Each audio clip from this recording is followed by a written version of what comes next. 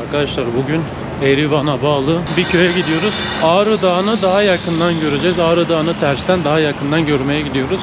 Hem sizlere köy yaşamını da göstereceğim. Bakalım oradaki insanlar ne yapıyor, yaşamları nasıl? Hazırsanız video başlasın.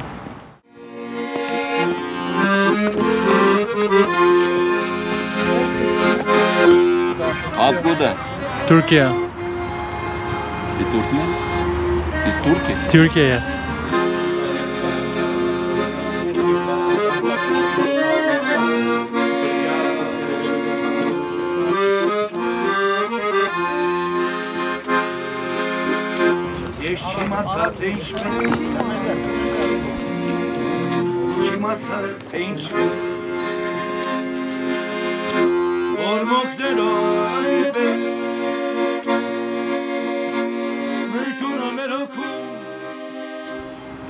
Ermenistan'ın her sokağının başında, caddenin başında kahve otomatları var arkadaşlar böyle. Bu tarafta Ermenice yazıyor ama Nescafe, Nescafe, Nescafe yazıyor.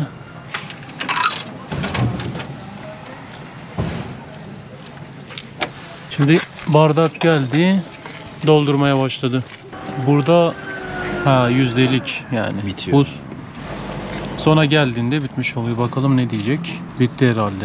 Tamam. Hani tek al diyor.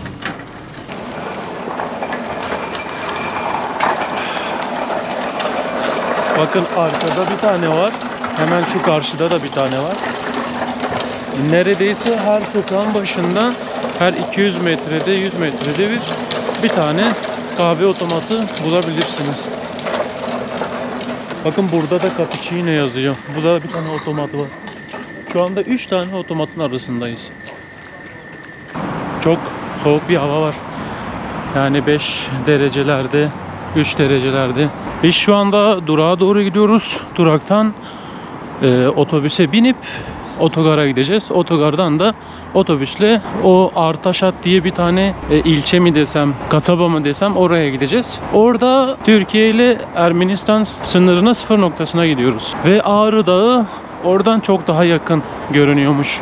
Bakalım oradaki yaşam nasıl? Kimler yaşıyor orada? Hep beraber görelim.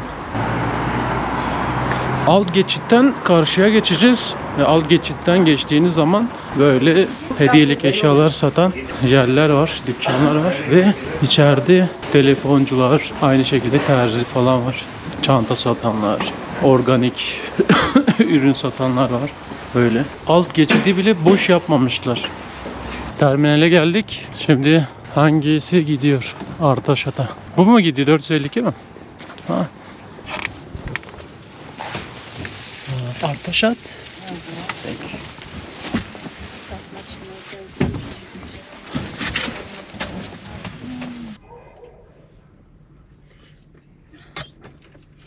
Artaşat kasabasına geldik. Ben burayı biraz şey zannettim ya. Köy falan zannettim de bildiğiniz ilçe. Burada da bir yerel pazar kurmuşlar. Bir bakalım.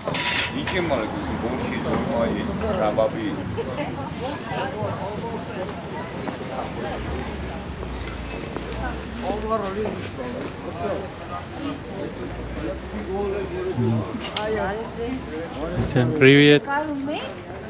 Yes.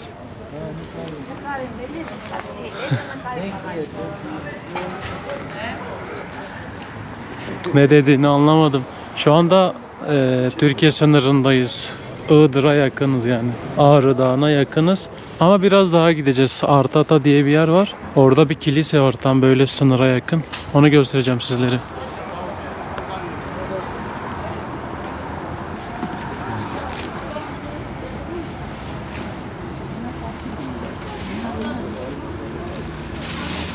Küçük bir kasabada pazar böyle. Şimdi ileride bir yerde durak var. Duraktan otobüsle, şehir içi otobüsüyle 10 kilometre gideceğiz. 10 kilometre sonra sağ tarafta kilise olacak. Kiliseye doğru yürürüz herhalde. Ben de tam bilmiyorum. Bak abi patates satıyor.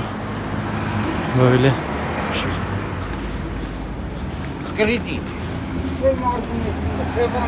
Çok İngilizce bilmiyorlar. İngilizce çeviri de yapıyorum, onu da bilmiyorlar. Ermenice de yaptım, onu da anlamadım. Ermenice ve Rusça konuşuyorlar ama. Çoğunluk.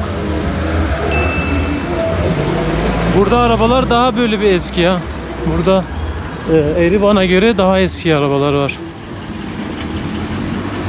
Bakın binaları görüyor musunuz? Bu binalar hep Sovyet döneminden kalan binalar.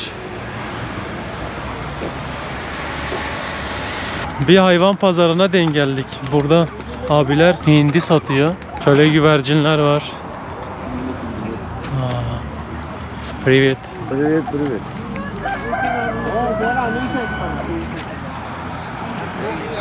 Tavukları çok büyük ya.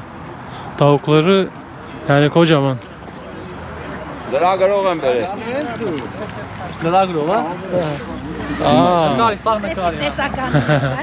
Hayran çık olsun. Hazır yesem olsun.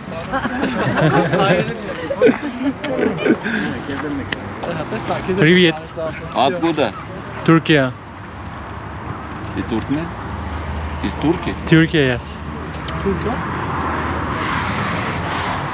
А ты как здесь находишься? Как свободно гуляешь? I don't understand. По-русски. Руси, привет, как дела, куда? Хорошо. Снимаешь? Смотри, плохого не снимай, а. Плохого не снимай, а то плохо будет. Pilavı oturumuna anne... dur. Ne dediğini anlamadım ki. Ne dediğinizi anlayamadım.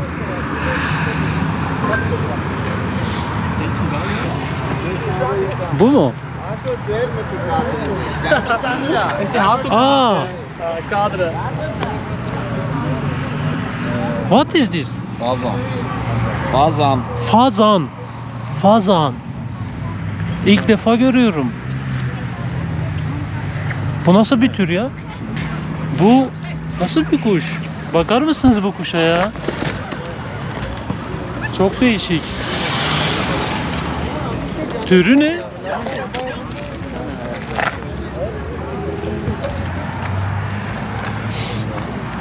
Почему фотографировали, а? Aa.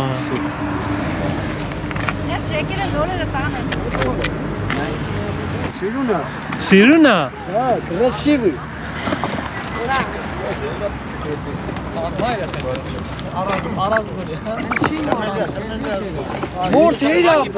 Yani çok inanılmaz bir şey ya. Lokçuing.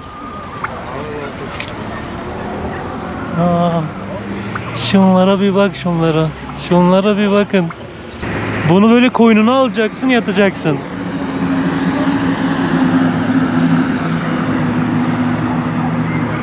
Böyle böyle buraya kadar abiler şey satıyor, hayvan satıyor, tavşan mavşan. Şuna çok değişik tavşanlar, bakar mısınız? Sen neredesin? Kastin Gazarov. Kastin Gazarov. Lokçuing. Maalesef. Aya, arta.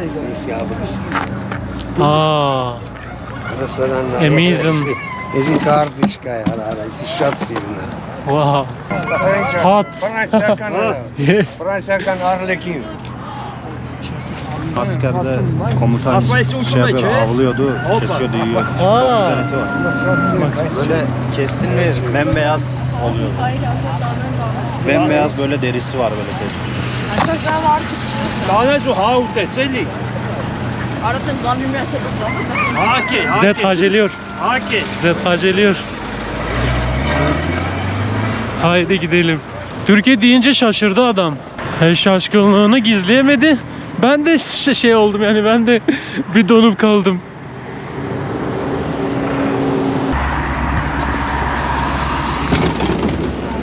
Şimdi yolda indik. Şu taraftan böyle dümdüz ilerleyeceğiz. Zaten bu taraf böyle Iğdır tarafına gidiyor.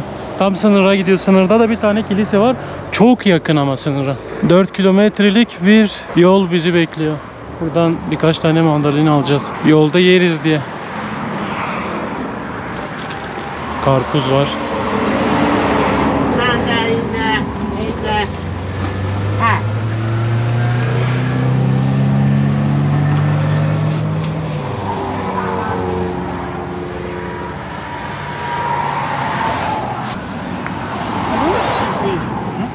Не русский, Ha Ruski. не русский. Привет. 5000. 300 mü? 300. Var mı? Kaç para o? 500 tamam. Red dishes. Red dishes. No, no, no, no, no, no. 3000 diyor. 3000 fazla. Eso listos. Dur. Tabii. No, no, no. Dur. Ha, okey. Red dishes. Yeter. Bundan? Nana onlara göz dikme. Ha. Bu. Benden de mi istiyor anlamadım ki. Al. Tamam. Okey. Aldıkça alıyor vallahi.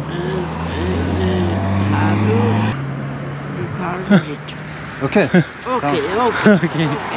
Şu anda tam anlamıyla bir köy olmasa bile en azından az önceki olduğumuz yerden daha böyle köye benzer bir hali var. Evlerin hepsi aynı. Böyle ayrı ayrı. Bayağı bir aralık var evler arasında ve bahçeleri var böyle. Bahçeleri de çok geniş ve büyük. Böyle dümdüz 4 kilometre boyunca yürüyeceğiz. Bu kasabada şu dikkatimi çekti benim. Her yerde böyle borular var. Sokakların arasında, caddelerin üstünden geçen borular. Bunlar doğalgaz borularıymış. Böyle bakın buradan bu binaya gidiyor doğalgaz. Böyle şu mahalleye ilerliyor, şu binaya giriyor. Koca doğalgaz borularıymış bu. Bu da büyük bir ihtimalle bir okul. Aynen okula benziyor. Kilise var sonda ama oraya giden hiçbir araç yok. Sadece taksiler çalışıyor.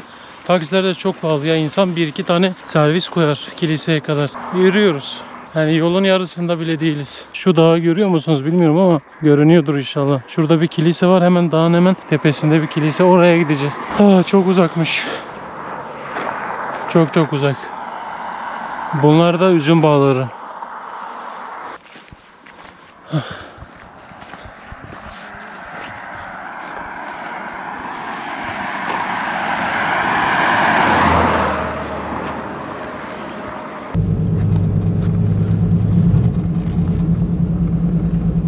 Can I show you?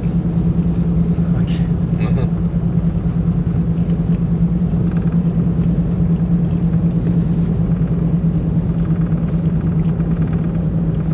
Pre, 2000.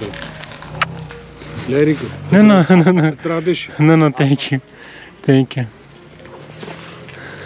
Buraya Sen. nerede? Ha. Hadi buradan gidelim.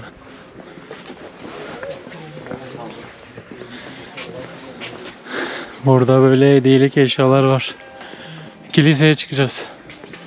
Kilise hemen yukarıda kalıyor.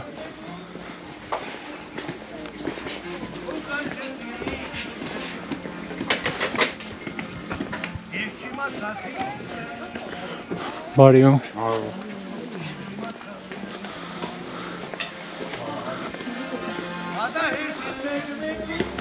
Adayı sınırmetsi Bu da servetsiz hey Kima tartıysa Hensima tartı için Abi çok güzel söylüyor ya.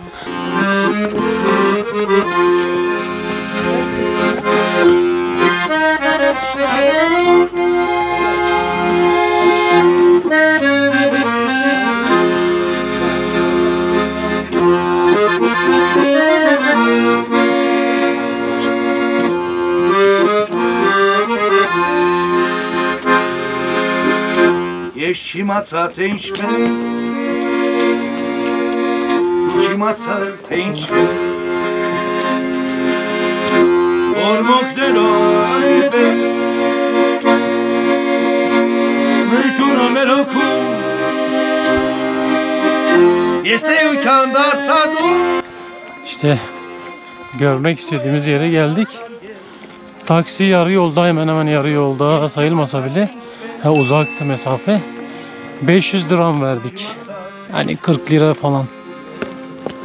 40 liraya bizi buraya getirdi. Ve buradan Artaşat otogarına 2000 dirhama götürecek. Yani 170 lira, 180 lira falan.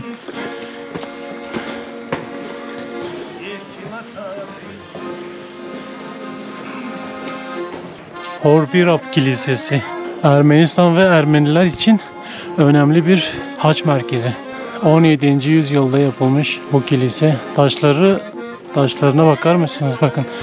Bu taşlardan aynısı Ahlat'ta da gördüm. Ahlat'ta da bu taşlardan kullanılmış ama bu taşlar çok farklı kullanılmış. Mesela bu herhalde bazalt taşı olması gerekiyor. Şu yukarıya çıkacağız. Yukarıdan da Ağrı Dağı görünüyor ama şu an görünmüyor sisten dolayı. Çok açık havada görünüyormuş. Normalde şu karşımız Ağrı Dağı. Şu karşı Türkiye. Sınır var böyle. Şurada bir köy var. Görünüyor mu bilmiyorum ama. Kapıya bakar mısınız?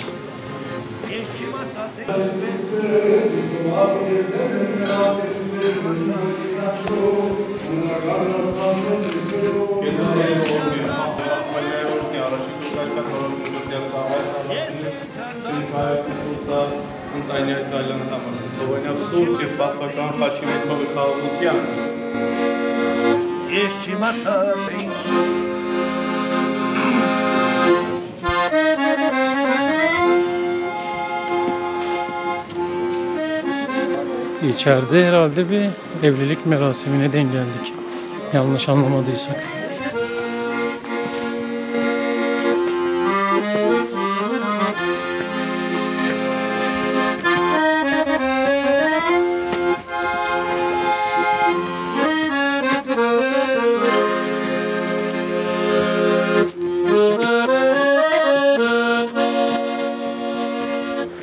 Şu aşağıda gördüğünüz mezarlıklar böyle.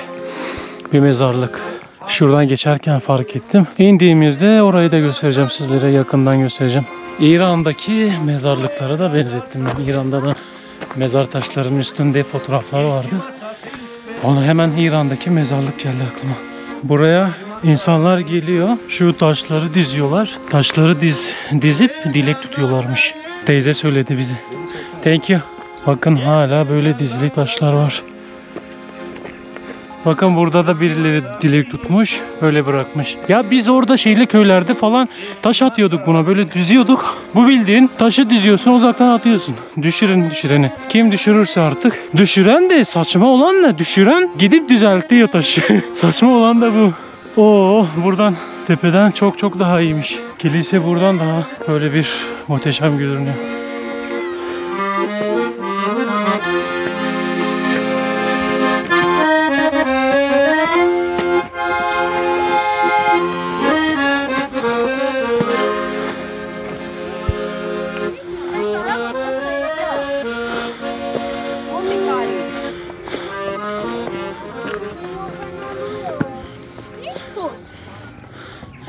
Burada birileri büyük bir dilek tutmuş. Bayağı büyük bir dilek. Bu zamana kadar düşmediğine göre herhalde kabul olmuş mu? Düşünce mi kabul oluyor, ben onu anlamıyorum, bilmiyorum ama herhalde düşünce kabul oluyordur. Bence mantık olarak. Yani sonuçta bir gün düşecek. Şimdi mezarlığa girdik. Ermeni mezarlığı. Fotoğraf var böyle. İran'da gördüğüm mezarlıklar gibi. Burada da ama renkli değil de bile renksiz. Direkt mezar taşına yapıştırmışlar. Mesela bunlarda yok. Bunlarda fotoğraf vesaire yok. Burada fotoğrafı var. Amcanın, teyzenin fotoğrafı var. Buradaki mezarlık çok farklı kokuyor. Hani kiliselerde tütsü yakıyorlar ya. Tütsü mü diyorlar ona? Ne diyorlar? O kokuya. Şu anda o koku geliyor. Yoğun bir koku geliyor hem de. Bakın şuradan geliyor koku. Bir şeyler yakmışlar orada. Aile mezarlığı burası. Kapatmışlar. Böyle. 3 kişi burada yatıyor. Burada farklı bir aile mezarlığı var. Büyük bayağı. 1, 2, 3, 4, 5, 6, 7 kişi. Bu 2 tane mezar da yeni gömülmüş. Erivan merkeze gidiyoruz. Erivan'dayız şu anda. Bakın benzin fiyatını göstermek istiyorum sizlere. 180 gördüğünüz 15 lira LPG. Gazın litre fiyatı 15 lira ama benzinin litre fiyatı 43 lira. Neredeyse 44'te falan da geliyor. 44 liraya geliyor. Çok pahalı. Ve burada çok kullanılmıyor arkadaşlar. Hani benzin çok kullanılmıyor. Çoğu araç elektrikli veya LPG'li. Yani benzin var tabii ki. Fakat daha az gibi. Artaşat'tan sınırdan buraya otobüsle geldik, minibüsle geldik. 30 lira tuttu kişi. Yani bir kişi 30 lira. Şimdi 35-40 lira ile kişi başı 35-40 lirayla merkeze gideceğiz taksiyle. Lochçuying. Genç Besek. Erivan merkezine geldik. 5 kilometre gelmişiz. Kişi başı 40 lira ödedik.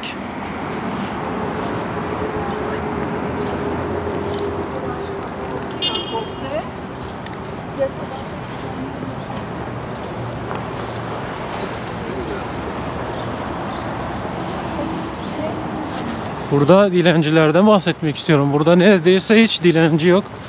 Olanlar da yani pek dilenci benzemiyor. Şimdiye kadar 3-4 tane dilenci gördüm. 3-4 tane aynen. Bakın araçların elektrikli olduğundan bahsettim ya sizlere. Hiç araçlar geçince bile hiç ses çıkmıyor araçtan.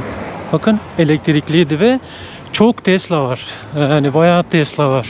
Tabii o yüzden de hava kirliliği neredeyse çok şey yok, yani hava kirliliği çok yok, temiz yani temiz bir havası var. Zaten yolları da tertemiz. Sıradan bir caddeden geçiyoruz, asfalt dökmüşler. Dümdüz yol, hiçbir çukura veya hiçbir şeye denk gelmedim. Kasis de yok, kasis yok bizim. Mesela İran'da vardı, Türkiye'de var kasis ama burada daha kasise denk gelmedim. Yani kendi düşüncem çok kaza olmuyordur ya. Çok kaza olmadığını düşünüyorum. Herkes kurala uyuyor. Yayalara saygı var. Yayaların araçlara saygısı var. Özellikle yayalara kırmızı yandığı zaman hiçbir şekilde geçmiyor, yapmıyorlar yani. Kırmızıysa geçmiyorlar. Yeşil yani araç geçmese bile duruyorlar öyle. Şöyle bir şey oluyor, hani herkes durur ya. Kırmızı yanıyor yaya için ama hiçbir araç yok. Yani sağdan soldan araç gelmiyor. Yani tek geçsen aptal gibi hisseder insan. Tek geçtiğin zaman sanki tek akıllı sensin gibi. Video var ya hani köpek bekliyor, herkes geçiyor. Yeşil yandığında köpek geçiyor falan. Hep o geliyor aklıma karşıdan karşıya geçerken. Bakın hemen 3, 2, 1 şimdi geçecekler, geçiyorlar. Gördünüz mü? Çok araç da yok. Bekliyorlar. Biz sabahtan beri yemek yememişiz. Şu an fark ettik ve yemek yemeye gidiyoruz. Zaten yemek yemeye gidecektik de yeni farkına vardık ya, sabahtan beri hiçbir şey yememişiz. Su bile içmedik biz. Bir sadece şey var, mandalina aldık o kadar. Onun dışında hiçbir şey yemedik içmedik ya. Havalar da ya, hava soğuk. O yüzden çok susamadık.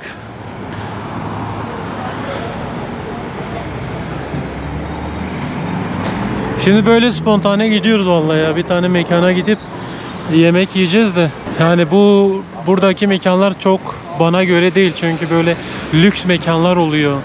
Daha çok böyle salaş yerler, lokal yerler daha çok hoşuma gidiyor benim. Sizler de biliyorsunuz. Şiş kebap falan da meşhurmuş.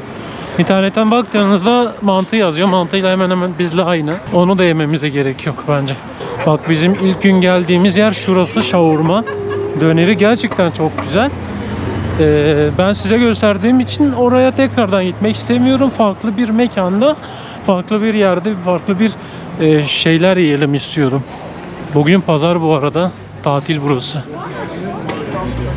Buradaki insanlar çok turist görmeye alışık olmadıkları için yani kendimizi belli ediyoruz. Konuşmasak bile herkes bize bakıyor.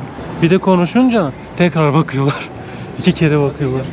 Bak burada buna bakmadık. Ona baktık zaten. Porsche koymuş buraya. Gelip Porsche kiralayabiliyorsunuz. Sizlere Ermenistan hakkında yani bilgiler vereceğim bir sonraki videolarda. Burada Türk lirasıyla gezebilir misiniz, gezemez misiniz? Ekonomik durumu nasıl? Asgari ücret nedir? Bunları bir sonraki videoda anlatıyor olacağım. Sizlere fiyatları göstereceğim sizlere. Elektronik fiyatlar, market fiyatlarını vesaire. Onun için bildirimleri açmayı unutmayın, beğenmeyi unutmayın. Yorum yapmayı da unutmayın. Yorumlarınıza ihtiyacım var.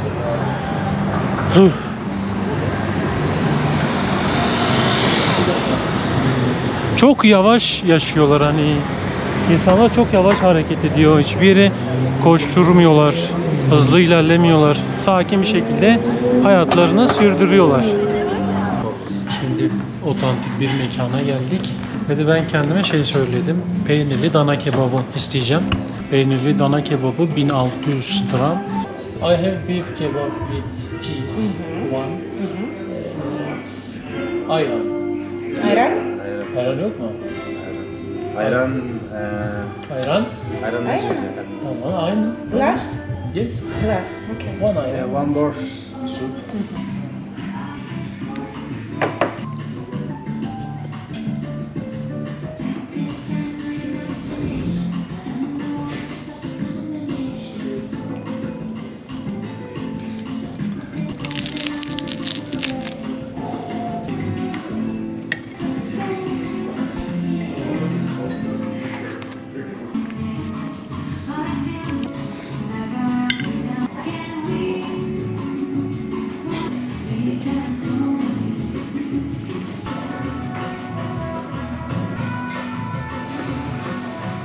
Abi hayatımda belki yediğim en güzel kebaplardan bir tanesi olabilir.